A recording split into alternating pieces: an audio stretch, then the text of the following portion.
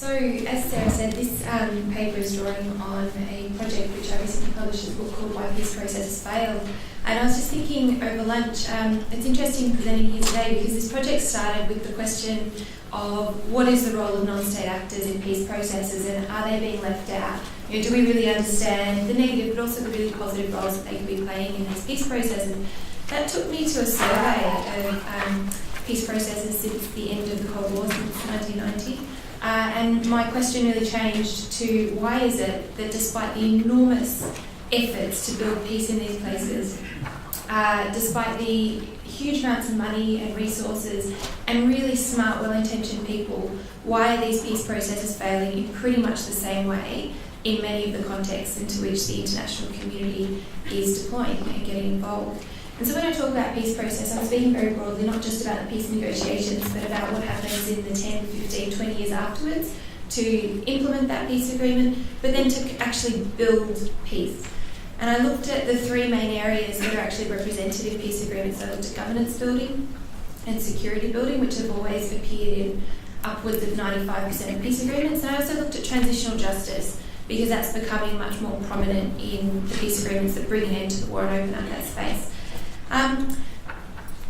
I also looked particularly not at the peace processes that failed outright, because there's a lot of really great literature on that, but on these other peace processes, which I think make up the bulk of them, where there's a really difficult situation of neither war nor peace that's established, where if you look 10, 15 years down the track, people's lives are still characterised by fear, insecurity, and a sense that things could go wrong given the right trigger point. So I was wondering, what is it about what's being done and the way the international community is getting involved at supporting these processes that is maybe even contributing to the establishment, the entrenchment of those neither war nor peace situations? I looked at 6 conflicts in a lot of detail.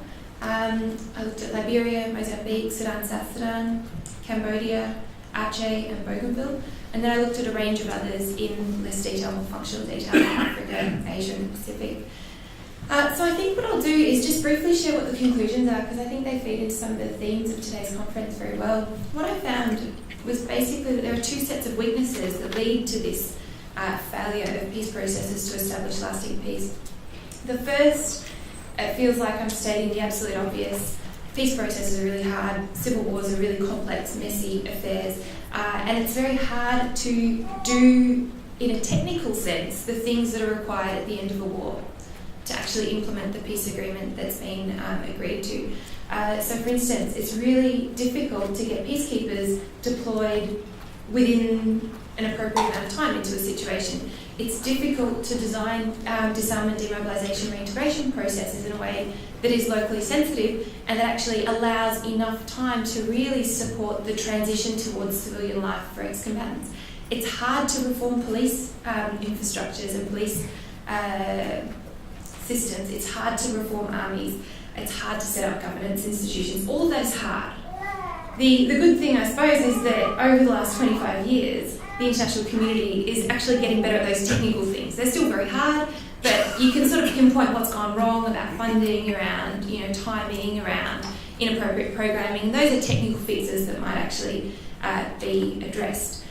The more serious weakness that I found was that peace building happened in a very technocratic way. And I think we've spoken about this a few times this morning already. The way that security building, governance building and transitional justice was pursued often was highly technocratic. And by that I mean that the technical, the international community saw the war-affected society as something that was broken in various ways. It was almost like a mechanic or a doctor that had diagnosed the problem. This is the part of the system that's not working, and if we target the right sort of interventions to that part of the system, we can solve the problem. But that technocratic approach meant that peace building followed and perpetuated a very narrow form of moving or supporting a community as they moved from a civil war towards something that looks more like peace. It's also based on a very instrumentalist understanding of social relations and social change. That technical focus meant that peace processes tended to be engaged in by the international community in ways that didn't really recognise. They couldn't see local power structures. They certainly couldn't engage with them if they couldn't even see what those structures were. In particular, the issue that I found was that there was no ability to see how the incentives for peace and how the incentives for violence actually played off against each other. Are the incentives for violence very rational incentives that are even being created by the particular form that a DDR process is taking? In many cases they were, because a holistic approach wasn't taken to understanding an individual's role in their society and the choices that they might be making about their immediate survival, the survival of their family, and their interests in terms of everything from maintaining power to providing for their kids. So, for instance, in the governance sphere, I found that the pillars of the new governance system revolved around things like electoral systems, rewriting constitutions, governance training, governance capacity building, that was almost a completely separate environment to the pillars of the society, the actual, the power structures that existed and continued to characterise the way individuals operated within their society and who held power. So you end up with a system that's sort of based on no foundations at all because they're quite separate.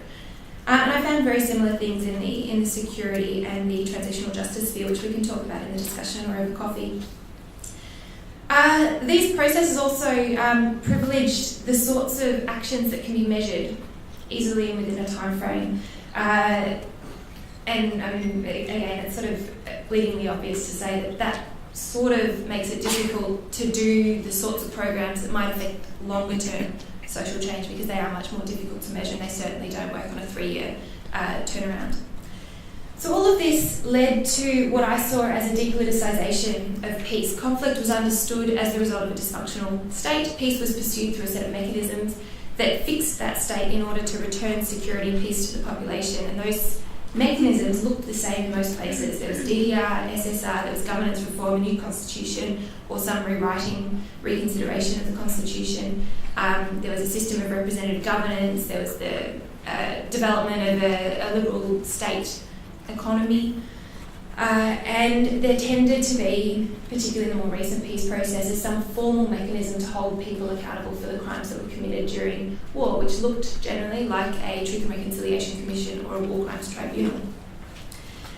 All of that misses those grassroots dynamics of what's actually shaping the choices individuals are making in their society about whether or not they're participating in the peace or whether or not they're actually participating in the processes of insecurity and violence that might be continued. And I think that also demonstrates the way the International saw peace as an uncontested idea, as something that would be universally understood to be good, when it's not always, particularly when there are a whole range of interests and structures that make violence a more a preferable option for certain groups within a society where there's been long-term conflict.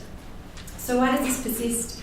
Actually, I might say one other thing. I've just started a new project which I think links into this, which is looking at how this depoliticisation of peace building has also meant that the international community finds it very hard to reflect on the impact of their own involvement in these situations. Certainly Sabrina has been writing on this in relation to the Congo, but a project that I'm working on at the moment looks at what the long-term impacts of sexual abuse and exploitation by interveners are. And some of the preliminary evidence that we're coming up with is that if peacekeepers behave in a way that undermines the trust in security institutions, if they're the first sort of legitimate security institution that a conflict-affected society sees, that might mean that in the very long run, those people who experience or know of that violence are much less likely to trust in any of the institutions that are established down the track. So there are much longer term impacts that we're unable to see if we're focusing on those technocratic sides of things.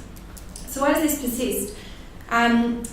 The way knowledge is generated and the way it's transferred, the M&E processes, lessons learned processes tend to capture technical lessons rather than more political, more social lessons. Funding and evaluation pressures create an incentive for that sort of quick turnaround. The way the UN acts, it does have genetic flaws in terms of pressures by donors and the pressures to make post-war societies look like a certain type of state. That creates sort of imperative for this technocratic response to continue. And then there's also the global peace-building culture, which has privileged certain types of fixes and certain types of understanding conflict over others. So where is the positive deviance in all of this? There certainly were cases where I found that things worked quite differently, sometimes on a very small scale. Often in the case studies that I looked at, there were elements that were done really, really well. DDR, well, the disarmament demobilisation in Liberia, is a great example of a locally responsive, slow process that really took the time to see what the impacts of that process were. Unfortunately, everything fell apart when it got to reintegration because the first 2 steps of that process were more expensive and took longer than everyone expected, and so reintegration had no money left. In Mindanao, DDR was done without the first D. There was no disarmament because the people running that process initially, this was a minor process at the time, they recognised that they couldn't actually disarm everyone because that would create more conflict, and so they didn't.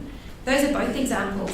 Just on the macro level, and I'm finishing up, Bougainville is an example that many of the people in the room today know about, where because of the geopolitical context, the international community in our region, so mainly Australia and New Zealand, couldn't take a heavy, hands-on, top-down approach because it just wasn't going to fly, either politically here or there, and so they actually had to facilitate local ownership. Nepal is another example of whether the situation imposed by the local actors meant that the international community worked within a frame that was already established. So I think there are cases that we can look to for that positive deviance. The question which I'll finish on is, in those cases where we can call it positive deviance, it was often because the international community couldn't be so hands-on, they had to leave it a little bit alone. So how can we take those lessons into situations where the international community is going to be hands-on?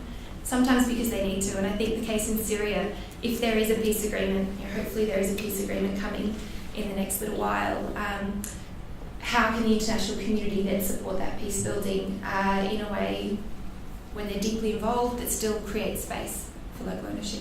Sorry for going over.